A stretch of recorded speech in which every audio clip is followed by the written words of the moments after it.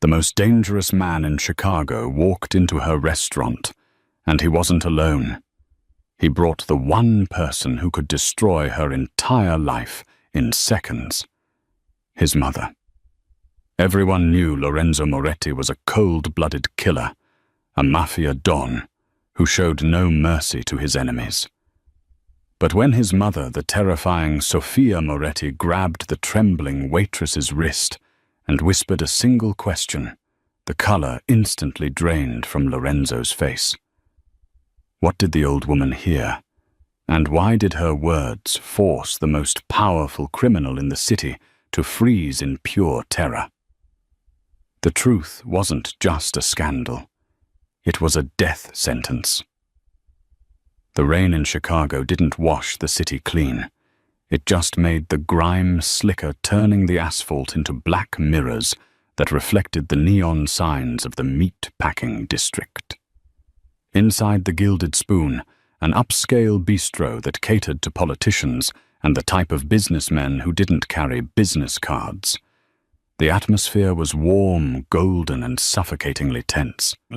Haley Bennett adjusted her apron for the 10th time in as many minutes. Her hands were shaking.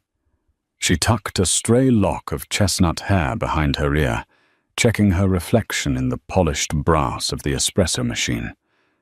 She looked tired. The dark circles under her eyes were carefully concealed with cheap concealer, but the exhaustion was bone deep.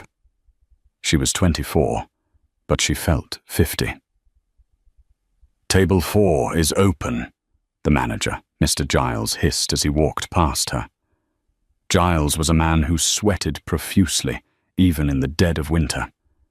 Today he looked like he was about to have a coronary. "VIPs. Do not, I repeat. Haley, do not mess this up. If you drop so much as a spoon, you're out on the street." "I know, Mr. Giles," Haley whispered, clutching her ordering pad against her chest like a shield. "Who is it?" Giles didn't answer. He didn't have to. The heavy oak doors of the restaurant swung open, and the silence that fell over the dining room was instantaneous. It wasn't the silence of respect. It was the silence of prey recognizing a predator. 2 men in dark suits entered first, scanning the room with earpieces and cold, dead eyes. They moved with military precision, clearing a path. Then he walked in. Lorenzo Moretti. Haley felt her breath hitch in her throat, her lungs seizing up as if all the oxygen had been sucked out of the room. Lorenzo was taller than she remembered from the newspapers, broader in the shoulders. He wore a charcoal 3-piece suit that probably cost more than Haley would earn in a decade. His face was a mask of bored indifference, carved from granite with high cheekbones, and eyes the color of storm clouds. He was beautiful in the way a loaded gun is beautiful, sleek, powerful, and lethal.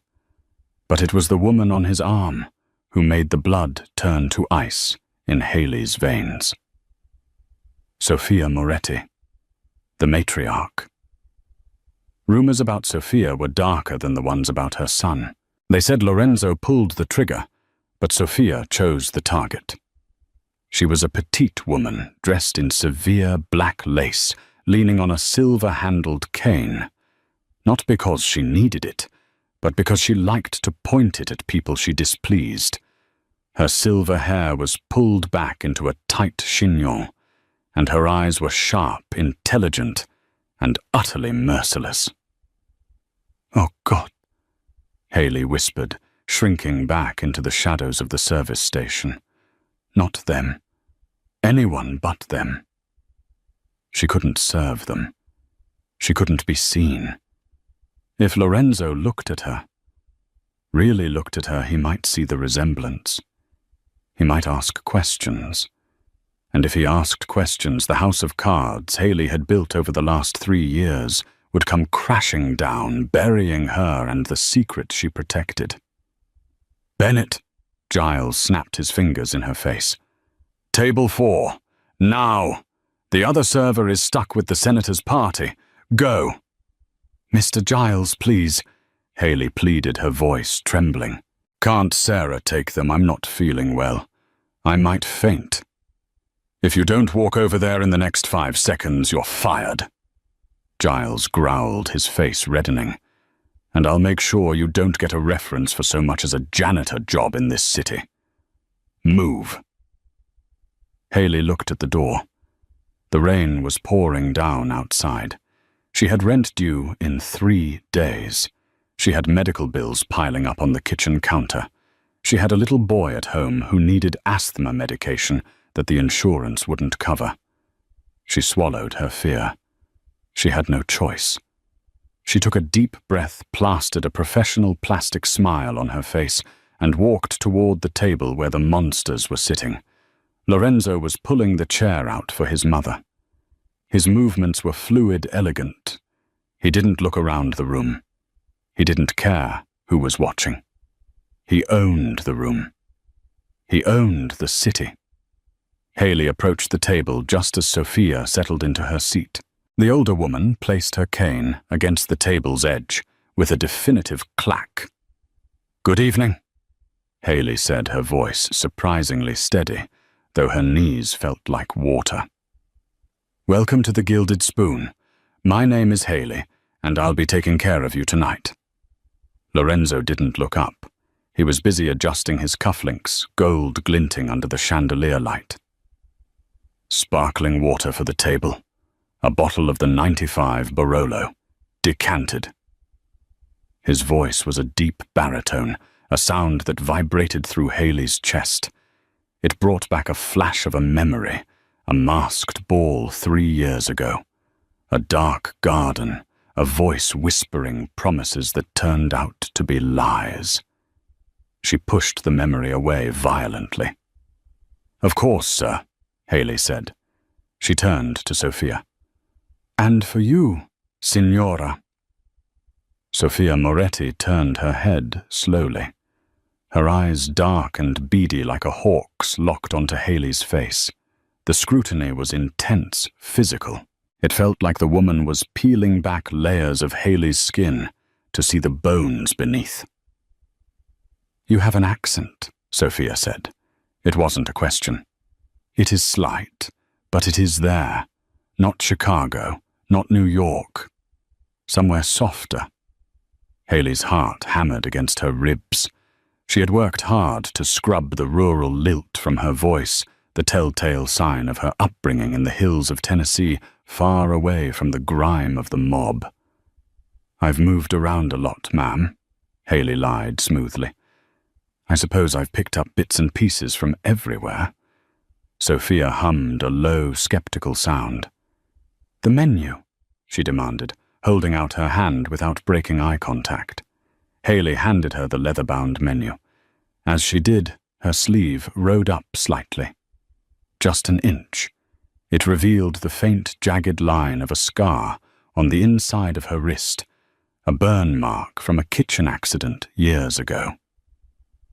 Lorenzo's eyes flicked up. For the first time, the Don looked at the waitress. His gaze landed on the scar, then traveled up to her face. Haley froze. She saw the gears turning in his eyes. A flicker of recognition. A shadow of a doubt. He narrowed his eyes, studying her features, the curve of her jaw, the shape of her nose. Haley held her breath. He knows. He remembers. "Do we have a problem?" Lorenzo asked, his voice dropping an octave, becoming dangerous. Haley realized she had been staring. She quickly lowered her eyes. "No, sir." "My apologies. I'll fetch the wine immediately." She turned and fled toward the bar, her heart beating so fast she thought she might go into cardiac arrest. "Who is she?" Lorenzo asked his mother as soon as Haley was out of earshot. He watched the waitress retreat, his brow furrowed. Sophia opened the menu unbothered. "A waitress, Lorenzo, a nobody. Why does she remind you of one of your broken toys?" Lorenzo clenched his jaw. "No, just familiar." Everyone looks familiar when you hold the power of life and death over them. My son, Sophia said dismissively. Focus. We are here to discuss the incident with the Kovac family, not to ogle the help. But Lorenzo couldn't focus. He kept watching the kitchen door, waiting for the girl to come back. That scar. He had seen a scar like that before. But where the dinner service was an exercise in torture. Every time Haley approached table 4, she felt like she was walking a tightrope over a pit of vipers. She poured the wine with surgical precision, terrified that a single drop spilled on the white tablecloth would be the end of her. Lorenzo remained quiet, brooding. He barely touched his veal. He spent the meal watching the room, his eyes constantly flicking back to Haley whenever she was within 10 feet. It wasn't a look of lust. It was the look of a man trying to solve a puzzle.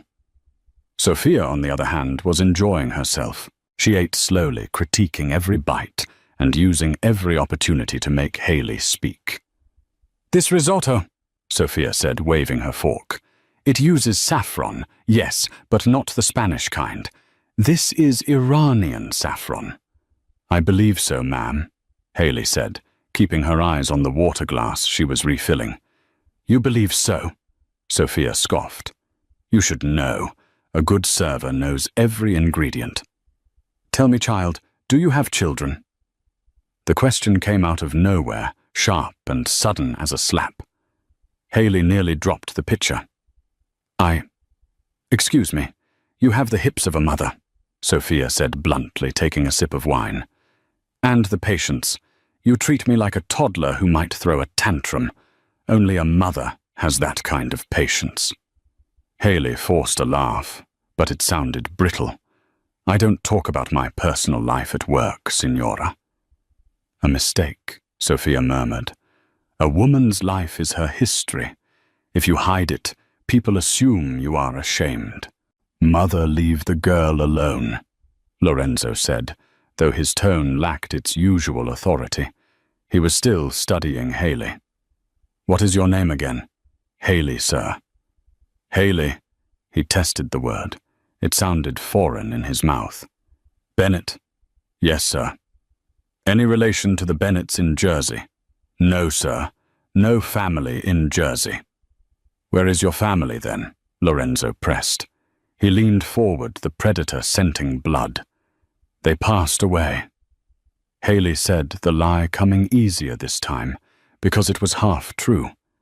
The family she used to have was dead to her. "It's just me." "Just you," Sophia repeated. She looked at Haley's hands. "No ring. So you are raising this theoretical child alone."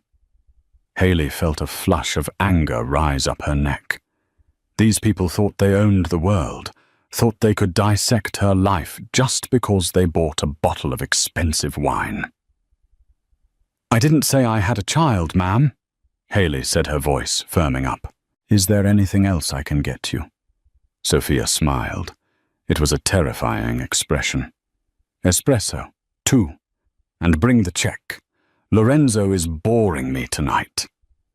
Haley nodded and turned to leave. As she pivoted, her pocket vibrated. She had forgotten to silence her phone.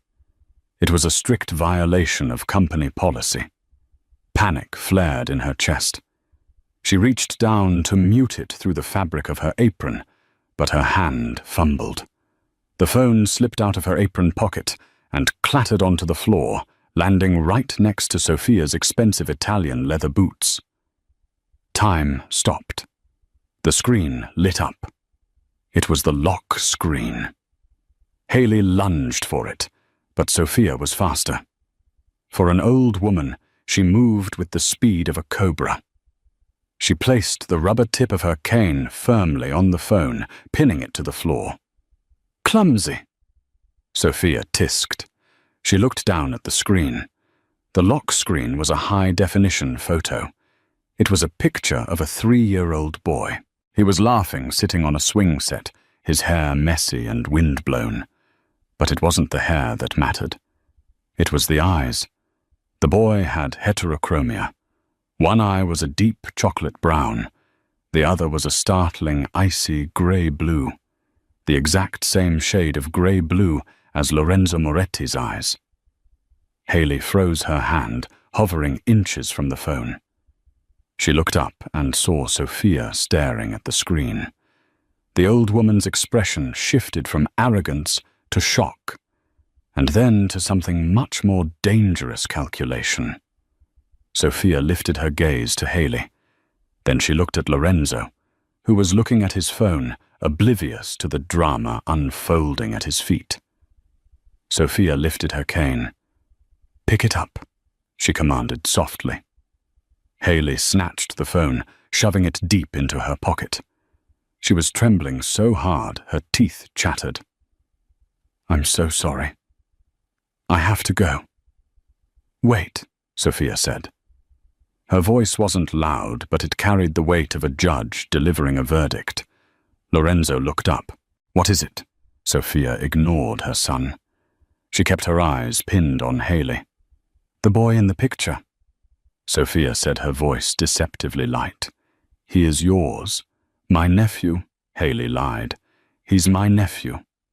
"He has beautiful eyes," Sophia said. "Very distinctive." Lorenzo frowned. "What are you talking about?" "Nothing, Lorenzo," Sophia said, never breaking eye contact with Haley. "Just admiring the genetics of the common folk. Go, child. Get the espresso." Haley fled. She ran to the kitchen, her heart pounding like a sledgehammer. She needed to leave. She needed to grab her bag, run out the back door, and never come back. They had seen the eyes. Sophia had seen the eyes. "Giles," Haley gasped, grabbing the manager's arm. "I can't. I feel sick. I have to go home.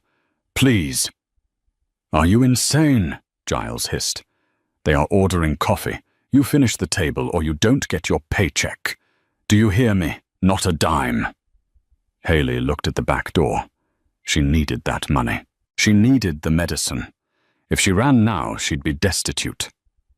Maybe Sophia didn't put it together. Maybe she just thought it was a coincidence. Heterochromia was rare, but not impossible. She forced herself to breathe.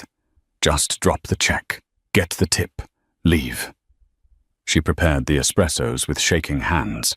She placed them on the tray. She walked back out into the dining room. Lorenzo and Sophia were talking in hushed tones. As Haley approached, they stopped. She placed the cups down. "Your espresso."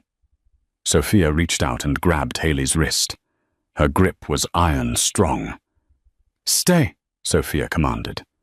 Lorenzo looked at his mother confused. "Mother, what are you doing?" Sophia ignored him. She pulled Haley closer, so close that Haley could smell her expensive perfume roses and old dust.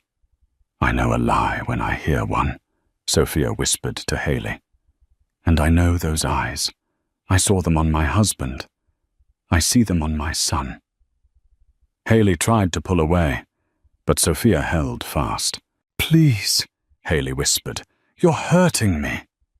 "The waitress," Sophia said, turning to her son, her voice raising just enough to be heard clearly. "She says the boy on her phone is her nephew. But she looks at you with fear, Lorenzo, not the fear of a gangster, the fear of a ghost." Lorenzo stared at Haley. "Let her go, Mother. You're making a scene." "Look at her," Sophia snapped. "Look at her face, Lorenzo. Does she not look like the girl from the masquerade, the one you couldn't stop talking about, the one who vanished the morning after you took over the family?" Lorenzo went still. He looked at Haley, really looked at her. He stripped away the waitress uniform, the messy hair, the exhaustion. He imagined her in a silk gown, a mask over her eyes. "Camilla," he whispered, the name he had known her by. Haley or Camilla closed her eyes. "My name is Haley," she said, her voice breaking. "Show him the picture," Sophia commanded. "No," Haley said. "Show him." Sophia's voice cracked like a whip. Lorenzo stood up. The movement was so sudden the table shook. "Show me what—" "The boy," Sophia said, releasing Haley's wrist with a shove. "Show him your son, Haley." Haley stood paralyzed. The entire restaurant was watching now. Haley stammered. "What did you say to her?" Lorenzo asked his mother, his voice low and terrifying. Sophia leaned back, a cruel smile playing on her lips. "I asked her about the boy, and she told me a lie. But then—" She paused for dramatic effect. "I asked her the date of birth, and do you know what she whispered?" Lorenzo looked at Haley. "What?" Sophia looked straight at her son. "She said he was born on October the 14th. Lorenzo's face turned pale. The blood drained from his cheeks, leaving him looking like a wax figure. He staggered back slightly, his hand gripping the edge of the table until his knuckles turned white. October 14th, 9 months to the day after the masquerade ball. 9 months after the only night he had ever allowed himself to be vulnerable. The silence at the table was deafening. Lorenzo looked at Haley, his eyes wide, searching for the truth. "Is it true?" he rasped. "Is he mine? Is it true?" Lorenzo's voice was no longer a smooth baritone. It was jagged like torn metal. He loomed over the table, his presence suddenly filling the entire dining hall, sucking the air from the room. The background noise of clinking silverware and hushed conversations died instantly. Everyone knew the look on a Don's face when execution was imminent. Haley couldn't breathe. The truth was a physical weight in her chest, suffocating her. She looked at Sophia, whose smug satisfaction was grotesque, then back at Lorenzo, whose eyes, those terrifying, beautiful grey-blue eyes, were practically burning holes into her soul. "No," Haley whispered the lie, pathetic even to her own ears. "No, it's a coincidence. Signora Moretti is mistaken. I have to get back to work." She tried to take a step back, but her legs felt leaden. "Give me the phone," Lorenzo demanded. He didn't shout. He didn't have to. The command was absolute. "It's my private property," Haley said, her voice gaining a tremor of desperate defiance. "You have no right."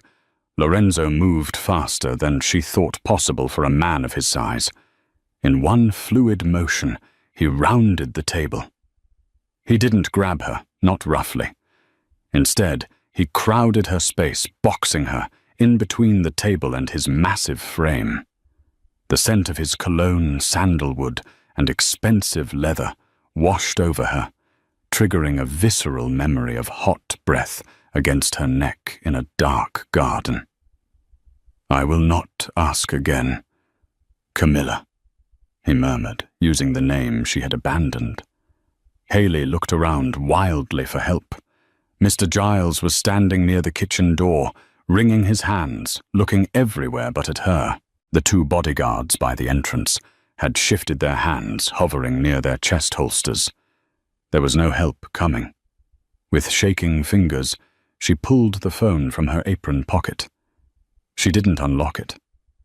She just held it out her arm, rigid. Lorenzo took it. He pressed the side button. The screen illuminated. He stared. He didn't blink.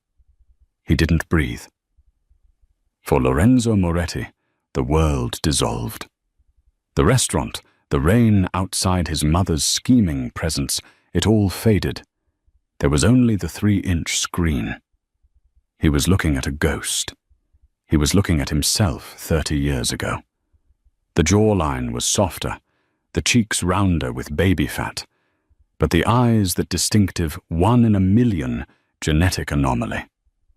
The right eye, the color of wet earth, the left, the color of glacial ice. "Dio mio," he breathed the words barely audible. He traced the outline of the boy's face on the screen with his thumb. A strange sensation clawed at his chest. It wasn't anger, though, that was simmering beneath the surface. It was something primal, a recognition of blood. A sudden, terrifying shift in his universe's center of gravity. He looked up from the phone to Haley. His expression was unreadable now, a chaotic mix of fury, awe, and betrayal. 3 years, he said, his voice dangerously quiet. You stole 3 years from me. I didn't steal anything, Haley cried, tears finally spilling over. I protected him from you, from this life. You think you can protect him better than I can. Lorenzo stepped closer, his voice rising to a growl. You are waiting tables for scraps. While my son lives in God knows what conditions. He's happy, Haley retorted, her maternal instinct overriding her fear. He's safe. He doesn't know what a gunshot sounds like. He doesn't have bodyguards checking his closet for bombs. That's a better life. A naive life, Sophia interjected coolly from her seat. She hadn't moved, still sipping her wine, as if watching a mildly interesting play. And now a dangerous one. Do you think we are the only ones with eyes?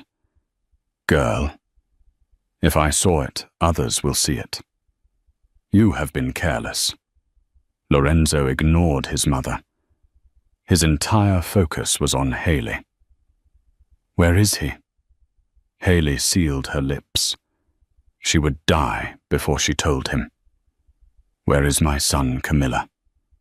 He grabbed her upper arms now, not painfully, but with enough force to show her that escape was impossible. His grip was possessive, territory reclaimed. My name is Haley, she sobbed, and you'll never find him. I have contingencies. If I don't call in an hour, he gets moved. It was a bluff, a desperate, stupid bluff. Her only contingency was Mrs. Gable, the 70-year-old neighbor watching Leo, whose idea of security was locking the deadbolt. Lorenzo laughed. It was a harsh, barking sound void of humor. You think you can outmaneuver the Moretti family in Chicago? I'll find him before the hour is up. And when I do, we are all going home. No. Haley struggled against his grip. I won't go back. I won't let him grow up like you. You have no choice, Lorenzo snarled, pulling her closer until their noses almost touched. You made your choice the night you slept with me and ran away. You are mine. He is mine. And nobody walks away from me twice. He turned to his bodyguards, snapping his fingers. Matteo, Enzo, bring the car around back. Clear the kitchen. Mr. Moretti, please. It was Giles finally finding his spine, waddling over. This is highly irregular. You can't just take my staff during a shift. The customers are staring. Lorenzo didn't even look at the manager. He just backhanded the air in Giles's direction. One of the bodyguards stepped forward and shoved Giles hard in the chest, sending him stumbling back into a waiter's station with a crash of silverware. The restaurant is closed, Lorenzo announced to the stunned room, his voice booming. Everyone out, now! Your meals are on the house. Pandemonium erupted. Chairs scraped people, grabbed coats, murmurs of fear rippled through the room. Nobody argued with Lorenzo Moretti when he was in this mood. Lorenzo kept his grip on Haley's arm, dragging her toward the kitchen doors. She dug her heels in, slipping on the slick floor. But it was useless. He was an unstoppable force. Sophia, let's go, Lorenzo called back over his shoulder. Sophia slowly stood up, adjusted her shawl, and picked up her cane. She walked past the overturned waiter's station, stepping delicately over scattered forks. As she passed the pale, trembling Giles, she dropped $100 bill onto his chest. For the breakage, she said dryly. She followed her son into the kitchen, leaving the chaos of the gilded spoon behind. The trap had sprung. The matriarch had her win. The kitchen of the Gilded Spoon was a symphony of stainless steel steam and shouting cooks that fell dead silent the moment Lorenzo Moretti dragged Haley through the swing doors. "Out," Lorenzo commanded. The kitchen staff didn't need to be told twice. They dropped pans, abandoned sizzling grills, and fled out the side exit into the alley. Haley was sobbing openly, now her resistance fading into sheer terror. "Lorenzo, please, don't do this. He's just a baby. He needs his mother, not this." Lorenzo stopped near the grease traps, spinning her around to face him. The fluorescent kitchen lights were harsh, highlighting the tears streaking her makeup and the raw fury in his eyes. "He needs his father," Lorenzo retorted. "He needs his legacy. Did you think you could hide a Moretti heir forever? Did you think blood wouldn't call to blood? I don't want your legacy," Haley cried. "Your legacy is blood and prison. My legacy is power," he hissed. "It is safety. Something you clearly cannot provide if you're working double shifts in this dump, while strangers watch my son." He let go of her arm, but only to cup her face. His thumbs wiped away her tears, the gesture confusingly tender for a man who was essentially kidnapping her. He looked at her, and for a second, the granite facade cracked. Haley saw the man she had met at the masquerade, the lonely, burdened prince looking for an escape. "Why did you run, Camilla?" He whispered, his voice rough with unresolved pain. "That morning, I woke up and the bed was cold. You left no note, nothing, just gone." Haley squeezed her eyes shut. "I heard you on the phone," she confessed, her voice trembling. "While you were in the shower, I heard you ordering someone to be killed, like you were ordering a pizza. I realized the man in the mask wasn't real. The monster was real." Lorenzo flinched. His hands dropped from her face. The tenderness vanished, replaced by an icy resolve. "The monster keeps the city running. The monster keeps his family safe. You should have trusted me." The back door of the kitchen banged open. Matteo, the head of security, stuck his head in. He was holding a submachine gun underneath his open suit jacket. "Boss, car's ready. But we got a situation." Lorenzo's demeanor shifted instantly from jilted lover to Mafia Don. "What is it?" 2 SUVs parked across the alley, blacked-out windows. "Been idling there since we went inside. Looks like Russo soldiers. They must have been tailing us." Sophia tapped her cane on the oily floor tiles. "The Russos. I told you, Lorenzo. The smell of weakness draws the wolves. We've been inside too long." Haley's blood ran cold. The Russos, the rival family. The ones whose war with the Morettis had filled the newspapers for years with headlines about car bombs and bodies in the river. "They don't know about the boy yet," Lorenzo said, his mind working furiously. "They're just taking a shot at me." He turned to Haley. "Stay close to me. Do exactly what I say. If I tell you to get down, you drop. Do you understand?" Haley nodded mutely. The abstract fear of Lorenzo taking her son was suddenly replaced by the very immediate fear of dying in a dirty alleyway. "Matteo, take point. Enzo, rear guard. Mother, stay between Enzo and the girl. Move." They burst out into the cold Chicago night. The rain had stopped, leaving the alley slick and reflecting the yellow street lights. A massive armored black Cadillac Escalade was idling 10 feet away, its rear door open.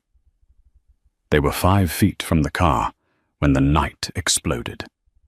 Tires screeched at the end of the alley. Sunroofs on the 2 parked SUVs popped open.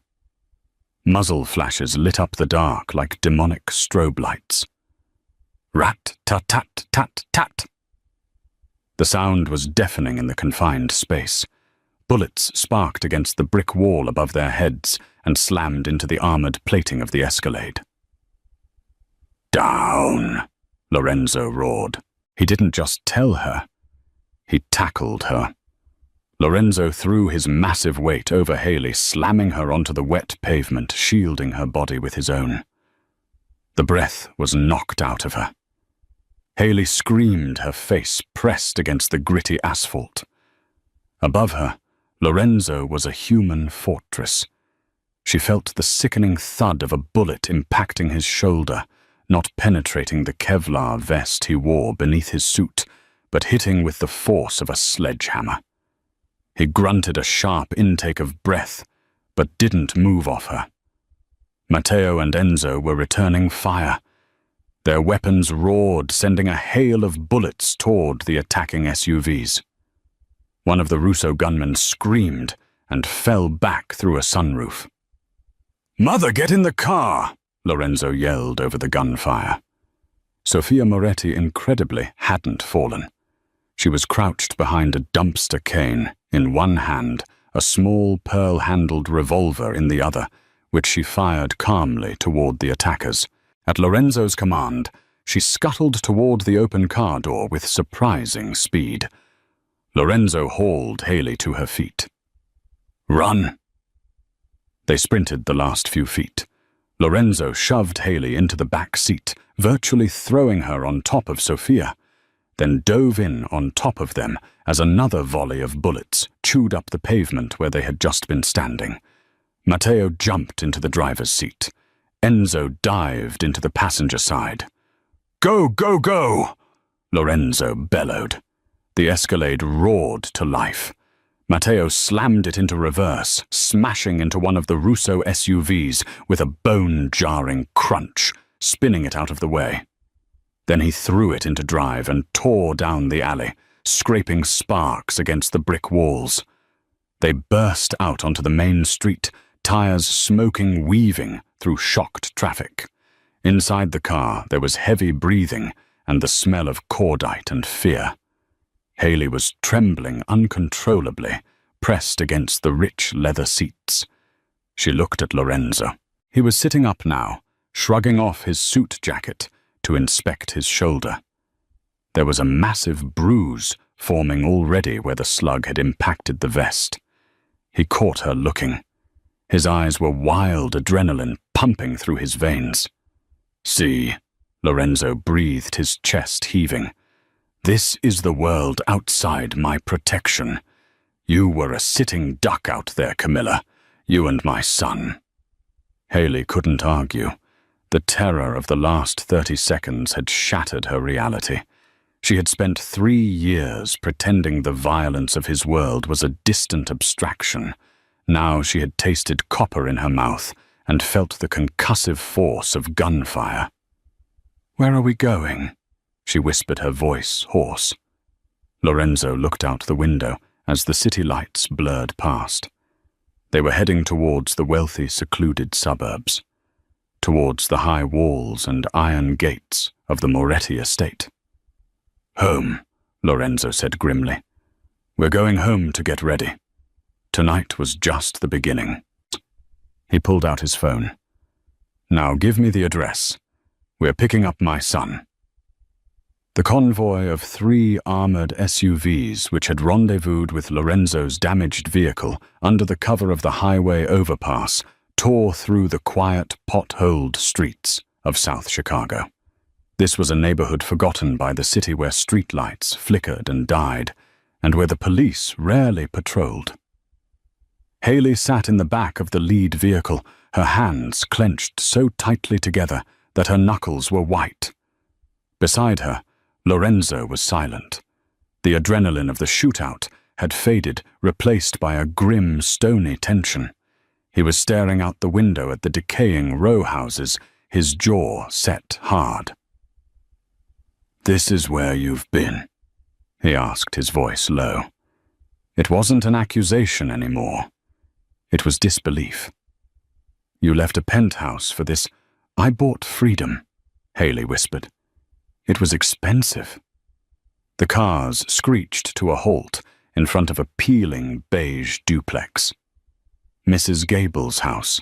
"Stay in the car," Lorenzo commanded his mother.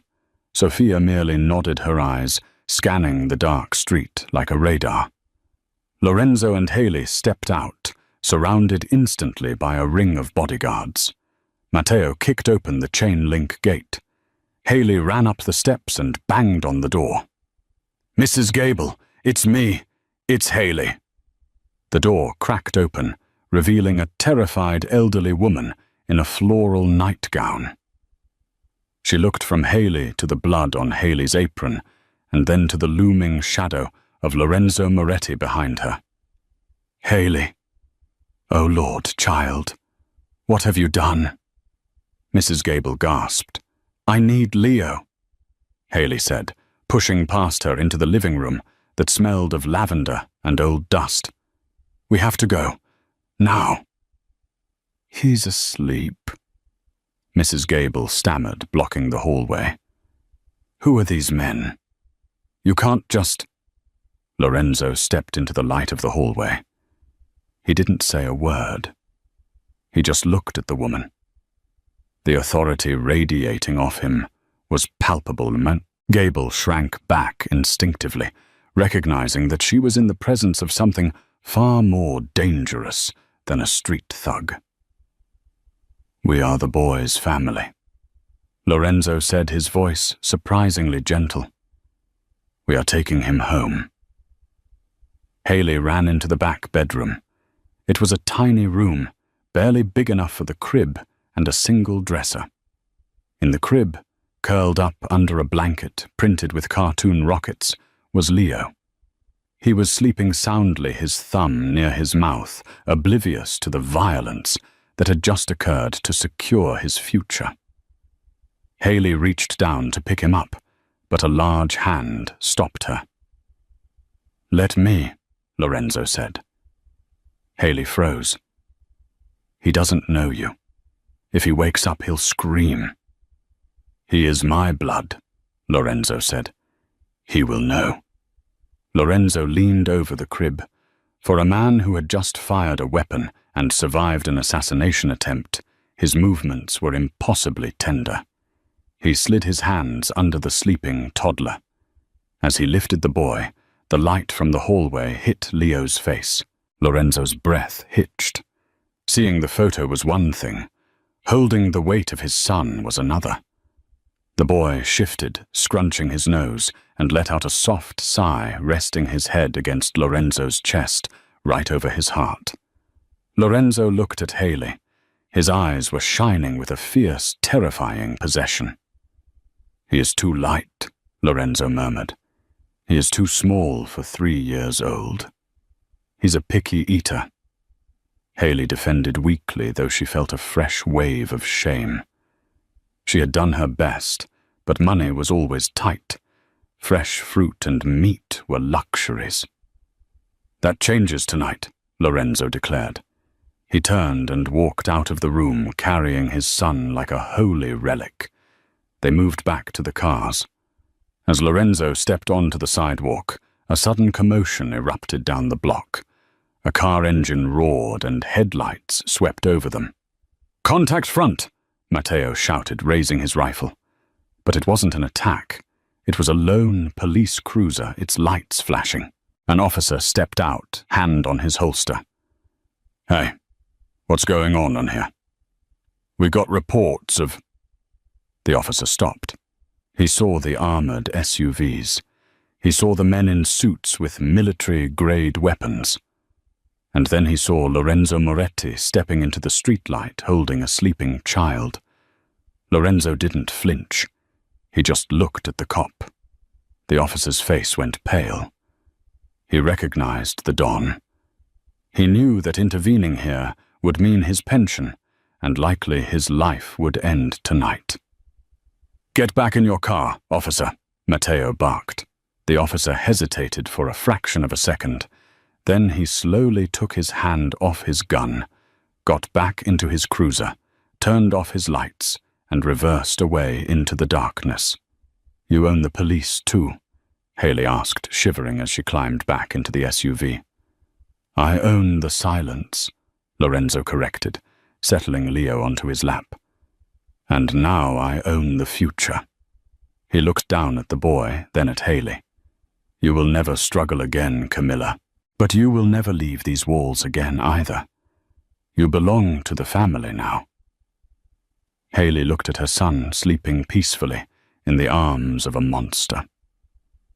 She realized with a sinking heart that she hadn't just been kidnapped. She had been annexed. The Moretti estate was not a house.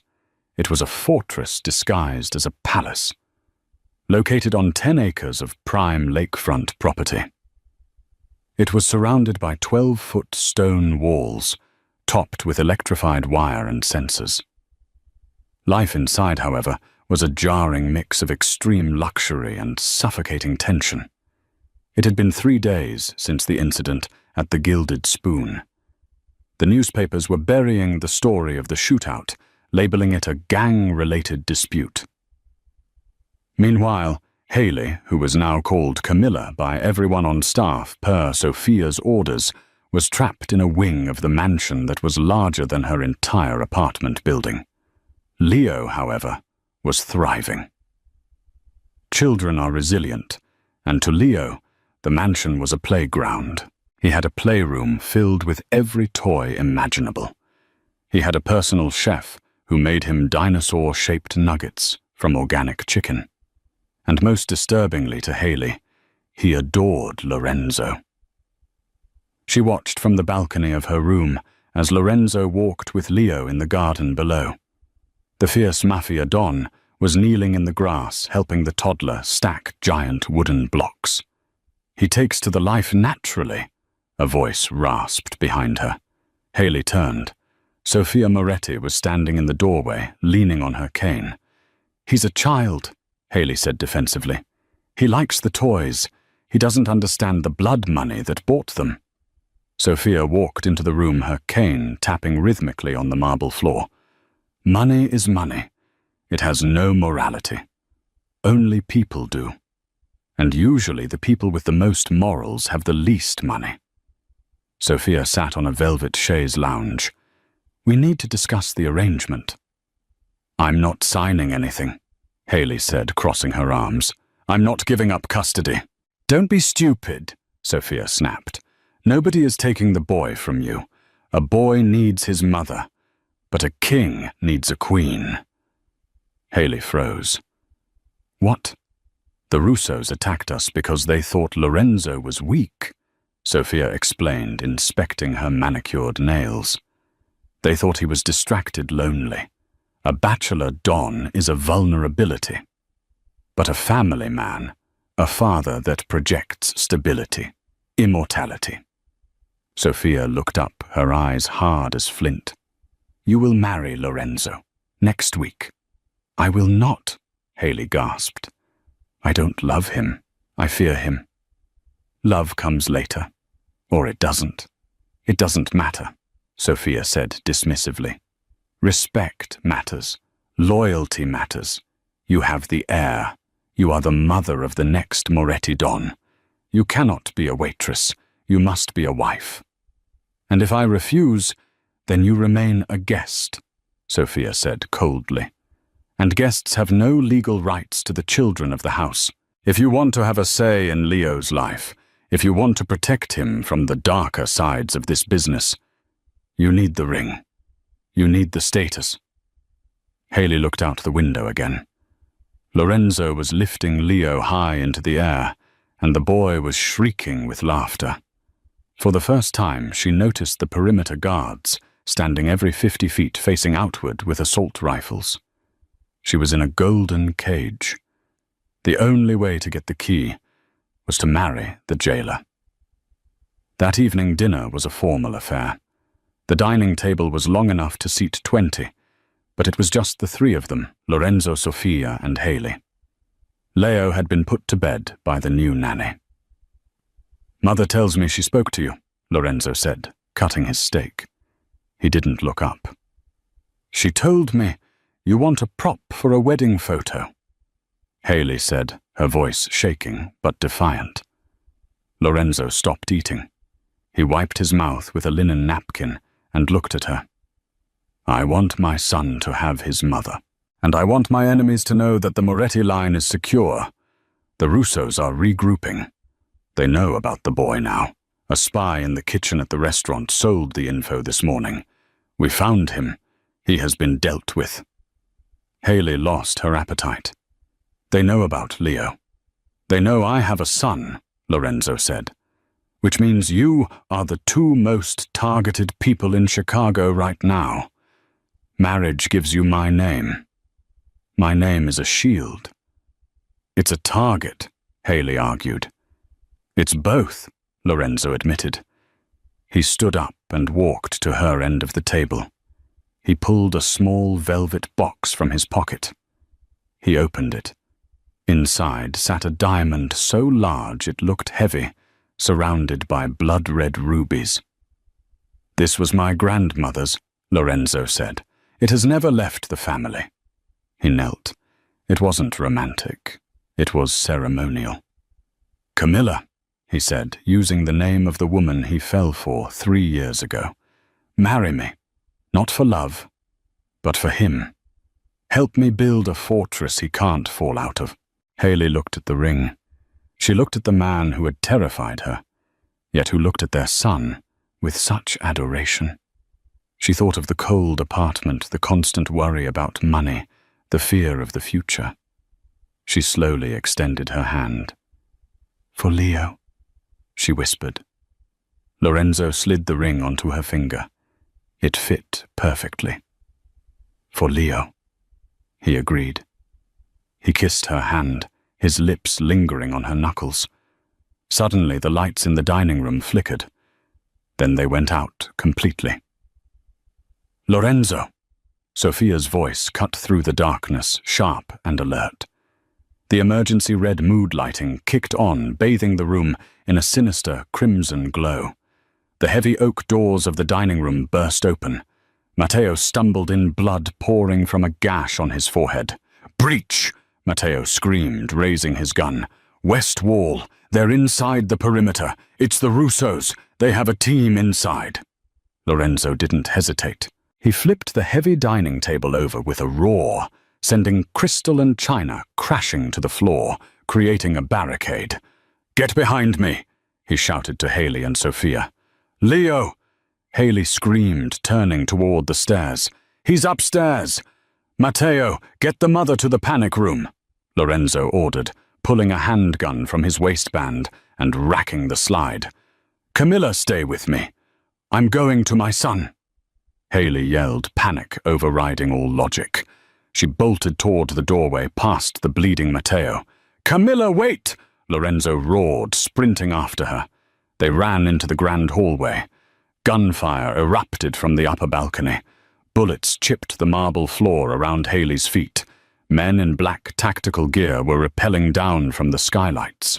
The war hadn't just come to their doorstep. It was in their living room. The grand foyer of the Moretti mansion had turned into a kill box. The red emergency lights cast long dancing shadows as muzzle flashes lit up the upper railings. Haley scrambled behind a marble pillar covering her head as glass from the chandelier rained down. Lorenzo slid in beside her, firing 2 controlled shots toward the balcony. A body tumbled over the railing, hitting the floor with a sickening thud. They're going for the nursery, Lorenzo gritted out, reloading his weapon with practiced speed. They want to cut the bloodline. We have to get up there. Haley grabbed his arm. Her fear was gone, replaced by the primal fury of a mother. Lorenzo, move! Cover fire! Lorenzo shouted into his earpiece. Now! Moretti guards poured into the room, from the east wing, engaging the intruders. In the chaos, Lorenzo grabbed Haley's hand. Run! They sprinted up the grand staircase. Bullets whizzed past them like angry hornets. Lorenzo fired as he ran, clearing the landing. They reached the 2nd floor and sprinted down the long corridor toward the nursery. The door to Leo's room was open. No! Haley gasped, her heart stopping. They burst into the room. The nanny was on the floor, unconscious. The crib was empty. The balcony doors were shattered. There, Lorenzo pointed. Outside on the balcony, a man dressed in black combat gear was holding a struggling, crying Leo under one arm. He was hooking a zipline to the railing, preparing to rappel down into the dark garden where a getaway vehicle was waiting. It was Victor Russo, the rival Don's youngest brother. "Let him go!" Haley screamed, stepping forward. Victor spun around, raising a pistol to Leo's head. The boy was wailing, reaching out his tiny hands. "Mama, Mama!" Lorenzo froze, his gun raised. He had a shot, but it was risky. If he missed, if Victor flinched. "Drop the gun, Moretti," Victor sneered. "Or the kid's brains paint the wall." Lorenzo slowly lowered his weapon. "This is between us, Victor. Put the boy down. I'll go with you." "I don't want you." Victor laughed. "I want your heart. And this." He shook Leo, making the boy cry harder. "This is your heart." Haley scanned the room. She was unarmed. She was a waitress. She was nobody. But she was a mother. She saw a heavy bronze statue of a horse on the dresser next to her. "Lorenzo, please." Haley sobbed, feigning collapse. She sank to her knees, distracting Victor. "Don't let him hurt him." "Pathetic." Victor spat his eyes, flicking to Haley for a split second. That second was all Lorenzo needed to signal with his eyes. "Do it." Haley didn't collapse. She lunged. She grabbed the heavy bronze statue and hurled it not at Victor, but at the glass pane of the balcony door that was still hanging loosely in the frame above Victor's head. The heavy glass shattered. A massive shard, like a guillotine blade, fell directly onto Victor's arm, holding the gun. Victor howled in pain, the gun clattering to the floor. Lorenzo moved like a viper. He crossed the room in 2 strides, tackling Victor into the railing. The force of the impact sent Victor over the edge. But Leo was still in Victor's other arm. "Leo!" Lorenzo lunged over the railing, grabbing his son's pajama shirt just as Victor fell. Victor plummeted 2 stories down, crashing into the stone fountain below. Lorenzo hung over the railing, his muscles straining, holding Leo dangling over the abyss. With a roar of effort, he hauled the boy up and over the railing, collapsing backward onto the balcony floor, with Leo safe in his arms. Haley fell onto them, wrapping her arms around both of them. Leo was screaming, burying his face in Lorenzo's shirt. "I've got you," Lorenzo whispered, kissing the boy's head repeatedly. "I've got you. Papa is here." He looked up at Haley. His face was bloodied, his shirt torn, but his eyes were clear. "You saved us," he said. "You threw the statue." "I missed." Haley managed a teary laugh. "No." Lorenzo smiled, reaching out to wipe a smudge of dirt from her cheek. "You didn't miss." 3 months later. The wedding of the decade was held not in a church, but in the private gardens of the Moretti estate. The security was tighter than a presidential inauguration, but the atmosphere was light. Haley stood before the mirror, adjusting the lace of her veil. She looked different now. The tired waitress from the Gilded Spoon was gone. In her place was Camilla Moretti, a woman who carried herself with a steel spine. Sophia entered the room. She didn't knock. "You look adequate," Sophia said, which was high praise coming from her. She handed Haley a bouquet of white roses. "The Russos have sued for peace. Victor survived the fall, but he will never walk again. They know not to touch us now." "Because of Lorenzo?" Haley asked. "Because of you," Sophia admitted grudgingly. "The story of what you did in the nursery. It traveled. A mother who fights like a lioness, commands respect in our world. You are a Moretti now." Haley took the flowers. "I did it for my son." "And for my son." Sophia raised an eyebrow. Haley smiled, a genuine, soft smile. He's learning. He's not just a monster, Sophia. He's a father. Haley walked out into the garden. The aisle was lined with petals. At the altar stood Lorenzo. He looked magnificent in his tuxedo, his grey-blue eyes locked on her. But the best part was the ring-bearer. Little Leo, dressed in a miniature tuxedo, waddled down the aisle holding a pillow. He saw Haley and waved, "Mama." Lorenzo stepped down from the altar, scooped up his son, and waited for his bride. As Haley reached them, Lorenzo took her hand. "Ready." "Ready," she said. He leaned in close. "I love you, Camilla. For real this time." "I know," she whispered back, realizing with a start that she loved him too. The monster had become her protector. The priest began to speak, but nobody was really listening to the words. They were looking at the family standing united against the world. The waitress had served her final table. The queen had taken her throne. And that is the incredible story of the waitress who hid a mafia heir and the Don who tore the world apart to reclaim them. From a terrified server at the Gilded Spoon to the matriarch of the Moretti crime family, Haley proved that a mother's love is the most dangerous weapon of all. What did you think of Sophia's reaction?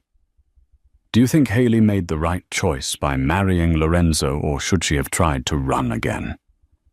I'd love to hear your theories in the comments below. If you enjoyed this roller coaster of mafia romance, betrayal, and redemption, please smash that like button. It really helps the channel grow. Don't forget to subscribe and hit the notification bell so you never miss a new story. We release new dramas every week. Thanks for watching, and I'll see you in the next video.